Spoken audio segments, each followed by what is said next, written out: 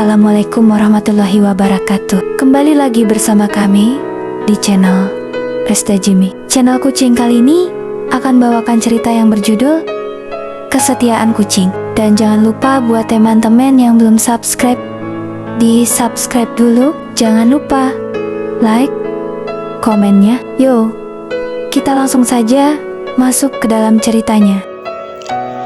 Senja turun perlahan di sebuah kampung kecil. Langit berwarna jingga pucat, seolah ikut lelah setelah seharian menahan panas. Di bawah bangku kayu tua dekat warung yang sudah lama tutup, seekor kucing kecil meringkuk sendirian. Bulu abu-abunya kusam, kotor oleh debu jalanan. Tubuhnya kurus, terlalu kurus untuk ukuran kucing seusianya.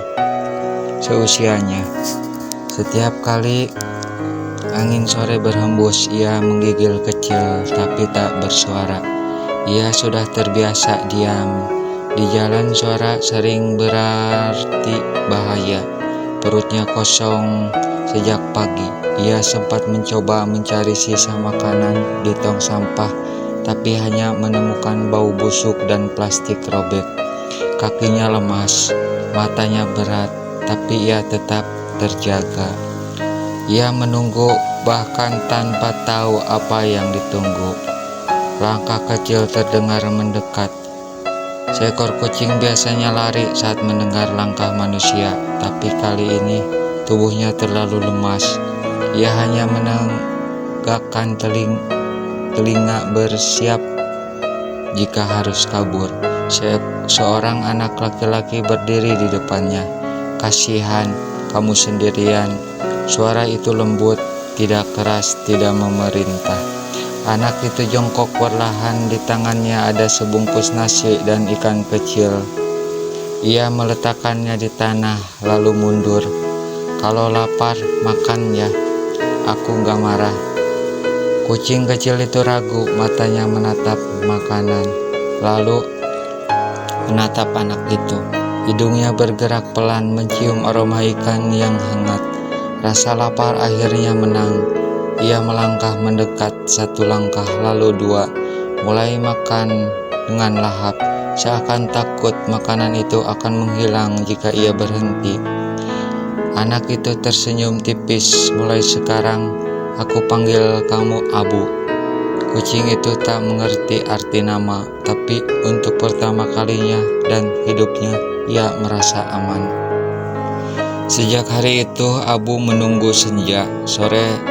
Setiap sore ia duduk di tempat yang sama, menatap ujung jalan kecil tempat anak itu biasa muncul. Kadang ia datang lebih awal, kadang ia tertidur sambil menunggu, dan hampir setiap hari anak itu datang. Namanya Raka. Raka tak pernah datang dengan tangan kosong. Kadang nasi, kadang sisa lauk, kadang hanya air minum di mangkuk plastik retak. Tapi bagi Abu itu lebih dari cukup. Sore hari hujan turun deras. Abu basah kuyup di bawah bangku kosong. Tubuhnya menggigil hebat. Ia mencoba bertahan, tapi hujan semakin deras, angin semakin dingin. Raka datang sambil berlari membawa payung kecil. "Abu, ya ampun, kamu kehujanan." Tanpa ragu, Raka mengangkat tubuh Abu yang ringan, terlalu ringan untuk makhluk hidup.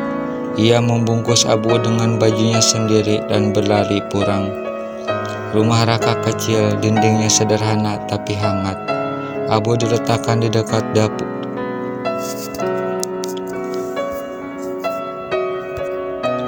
Raka mengeringkan bulunya dengan kain, lalu meletakkan mangkuk kecil berisi nasi lembek. Malam itu Abu tidur untuk pertama kalinya di dalam rumah. Ia tak tahu apa itu rumah. Ia hanya tahu malam itu ia tidak kedinginan. Sejak malam itu Abu tak pernah pergi jauh.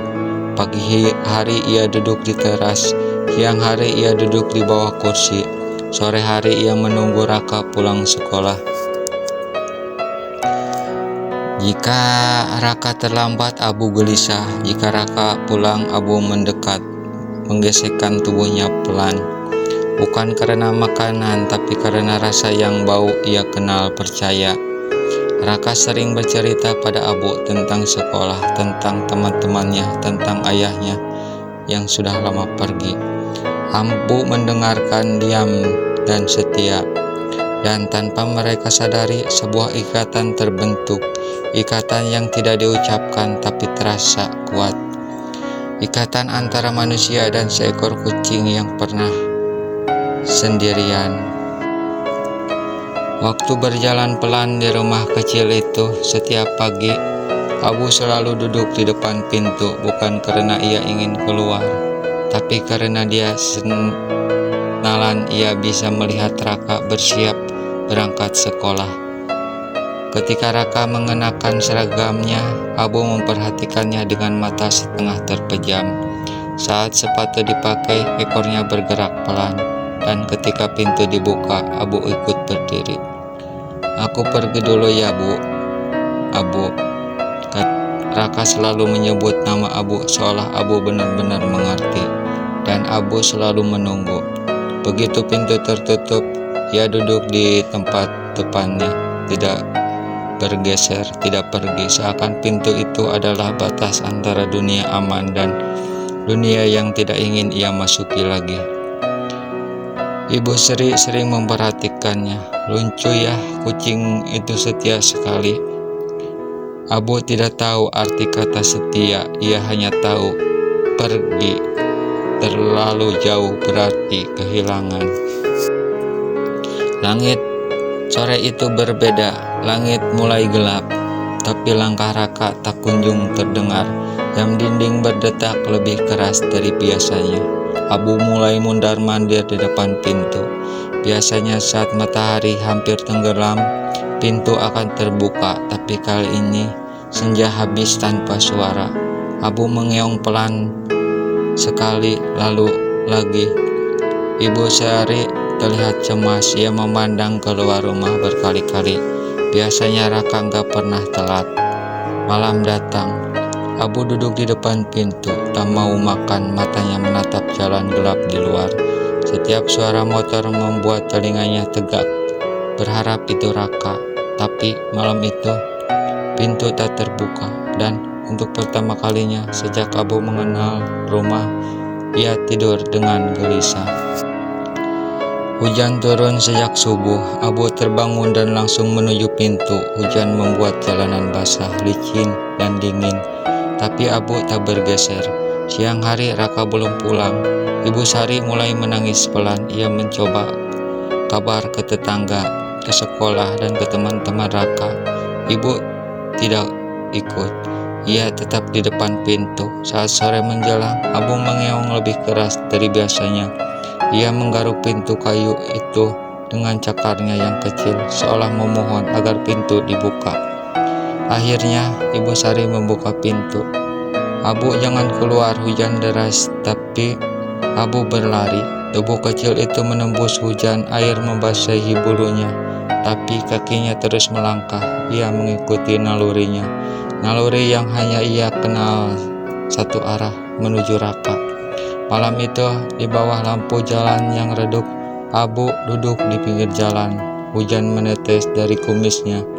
Matanya menatap kosong tapi penuh harap. Ia menunggu, bukan makanan, bukan kehangatan. Ia menunggu satu orang yang membuatnya percaya pada dunia. Hujan masih turun meski tak sederas sebelumnya. Jalanan kampung basah dan lengang. Lampu-lampu rumah sudah banyak yang padam, menyisakan cahaya kuning redup dari beberapa tiang listrik. Abu berjalan pelan, kakinya kecil, tubuhnya basah, tapi hidungnya terus bergerak, mencium udara. Ia berhenti di setiap sudut jalan, menoleh lalu melangkah lagi. Ada sesuatu yang ia kenal, aroma yang tak pernah ia lupakan. Di dekat lapangan kecil, Abu berhenti. Ia melihat sesuatu di tanah, sebuah sandal sekolah basah, kotor, tergeletak di pinggir jalan. Abu mendekat. Ia mengendus lama. Itu milik Raka. Ekor Abu bergerak gelisah. Ia mengeong keras, suaranya menggema. Di malam yang sepi tak ada yang jawaban. Dengan tubuh gemetar, Abu duduk di samping sandal itu. Hujan membasahi punggungnya, tapi ia tak peduli. Ia menatap ke arah jalan besar, seolah berharap Raka muncul sambil tersenyum seperti biasa. Tapi malam itu terus berjalan dan Raka tak datang. Abu tak tahu berapa lama ia duduk di sana. Dingin merayap ke tulangnya, matanya berat, tapi ia memaksa tetap terjaga. Setiap kali terkantuk, ia terbangun lagi, takut melewatkan sesuatu. Beberapa motor lewat, beberapa orang berjalan cepat, tak satu pun berhenti. Abu mengeong pelan, suaranya serak, bukan meminta tolong, lebih seperti panggilan. Panggilan yang hanya ditunjukkan pada orang itu. Di rumah, Ibu Sari tak bisa tidur. Pintu terbuka, lampu teras menyala, mangkuk makanan Abu masih penuh. Ya Allah, Raka. Air matanya jatuh satu persatu. Ia tak sadar di luar sana seekor kecil, kucing kecil sedang menunggu dengan cara yang tak pernah diminta siapapun. Menunggu dengan seluruh hidupnya. Menjelang subuh hujan berhenti. Abu berdiri, tubuhnya lelah tapi matanya kembali menyala. Ia melangkah lagi mengikuti naluri, meninggalkan sandal itu seolah mengeluh harapan di sana. Jalan raya besar terasa asing bagi Abu. Suara kendaraan keras, lampu menyilaukan. Abu takut, tapi ia terus berjalan di pinggir sedekat mungkin dengan trotoar. Lalu ia melihat kerumunan kecil. Beberapa orang berdiri di tepi jalan. Sebuah sepeda tergeletak. Ada suara risih, suara yang dewasa berbicara pelan. Abu mendekat dan di sana ia melihat Raka terbaring dengan luka di kening dan kaki yang diperban seadanya. Raka sadar tapi wajahnya pucat, seolah pria dewasa menahannya agar tetap duduk. Tenang nak, ambulans sudah dipanggil. Abu mengeong keras. Semua orang menoleh. Kucing siapa itu? Abu berlari mendekat dan meloncat ke samping Raka, menggesekkan kepalanya ke tangan kecil yang lemas itu. Raka membuka mata. Abu, suaranya sangat pelan tapi cukup. Abu mengeong berulang-ulang, air matanya menetes tanpa suara. Ia menjilat tangan Raka seolah ingin memastikan bahwa Raka masih hidup. Raka tersenyum lemah. Kamu nyusul aku ya? Sirine ambulan terdengar dari kejauhan. Dan untuk pertama kalinya sejak kemarin sore, Abu berhenti merasa takut. Rumah sakit memiliki bau yang asing bagi Abu, bau obat, cairan pembersih, dan sesuatu yang membuat dadanya terasa sesak. Lampu-lampu terang menyilaukan matanya yang belum kering dari hujan semalam. Raka membawa masuk dengan cepat. Pintu ruang perawatan tertutup. Abu tertinggal. Ia mencoba masuk tapi kaki manusia menghalanginya. Abu mengeong, menggaruk pintu, berusaha menyusul. Kasihan tapi enggak boleh masuk, kata seseorang pelan. Akhirnya Abu duduk tepat di depan pintu putih itu. Ia tidak pergi, ia tidak tidur. Setiap kali pintu terbuka, Abu berdiri. Setiap kali tertutup, ia duduk lagi. Seakan pintu itu adalah satu-satunya jalan menuju dunianya. Malam datang, lalu pagi. Ibu Sari datang dengan mata sebab saat melihat Abu, ia terkejut. Abu, kamu di sini? Abu mengeong pelan, seolah menjawab, aku menunggu Raka. Hari berganti, Raka masih belum sadar sepenuhnya. Dokter berkata lukanya cukup serius, tapi masih ada harapan. Bu Sari sering duduk di samping ranjang Raka, memegang tangannya. dan di luar ruangan itu Abu selalu ada. Petugas rumah sakit sudah hafal, tidak ada yang mengusirnya lagi. Mereka hanya menggeserkan kardus kecil dan selimut tipis di dekat pintu. Abu jarang makan, ia lebih sering menatap pintu. Suatu malam, Raka akhirnya siuman penuh. "Bu, Abu di mana?" Ibu Sari tersenyum sambil menangis. "Di luar, nunggu kamu." Pintu dibuka perlahan. Abu berdiri, matanya membesar. Ia berlari masuk, melompat pelan ke sisi ranjang. Ia menggesekkan kepalanya ke pipi Raka, mengeong lirih. Raka tertawa kecil, masuk, meski wajahnya masih pucat. "Kamu setia banget sih." Abu hanya menutup mata. Beberapa minggu kemudian Raka boleh pulang. Langkahnya masih tertatih, tangannya memegang tongkat kecil, tapi senyumannya kembali. Abu berjalan di sampingnya. Saat sampai rumah, Abu langsung menuju teras. Ia duduk di tempat biasa, tempat ia pertama kali menunggu. Waktu kembali berjalan pelan. Raka mulai sehat, Ibu Sari kembali tersenyum, dan Abu mulai melihat semakin lemah. Bulunya rontok, tidurnya lebih lama, napasnya lebih pendek. Suatu sore Raka duduk di teras bersama Abu. Matahari tenggelam dengan warna jingga yang sama seperti hari pertama mereka bertemu. Abu naik ke pangkuan Raka. Ia mengeong pelan. Raka mengelus kepalanya. "Terima kasih ya Abu." Abu menutup mata, dan di pangkuan orang yang ia tunggu seumur hidupnya, Abu tertidur untuk terakhir kalinya. Abu dimakamkan di bawah pohon kecil di samping rumah. Setiap sore Raka duduk di sana. Ia tahu kesetiaan tak selalu bicara. Kadang ia hanya duduk menunggu dan tidak pernah pergi. Hari-hari setelah kepergian Abu terasa berbeda. Rumah itu tetap berdiri, pintu masih sama, teras masih di tempatnya, tapi ada sesuatu yang hilang. Tidak ada lagi suara langkah kecil di pagi hari. Tidak ada ekor yang bergerak pelan setiap Raka membuka pintu. Tidak ada mata yang menunggu dengan sabar tanpa pernah meminta apapun. Raka sering terbangun pagi-pagi, refleks memanggil nama Abu. Abu, tak ada jawaban. Ia duduk lama di teras, menatap jalan kecil di depan rumah, jalan yang dulu selalu menjadi tempat Abu menunggu. Ibu Sari memperhatikan dari dalam rumah. Ia tak berkata apa-apa, karena ia tahu kehilangan tak selalu perlu dijelaskan.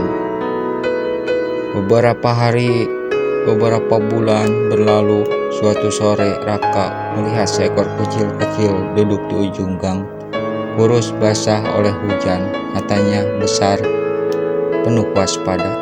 Raka berdiri pelan, mengambil sisa nasi dan ikan kecil. Ia jongkok meletakkan di tanah lalu mundur 2 langkah. "Kalau lapar makan ya." Kucing itu ragu tapi kemudian mendekat. Raka tersenyum, bukan karena ingin menggantikan Abu, tapi karena ia mengerti. Kesetiaan tidak untuk diganti, kesetiaan untuk diteruskan. Di bawah langit senja, Raka menatap pohon kecil tempat Abu dimakamkan. "Tenang ya Bu, aku baik-baik saja."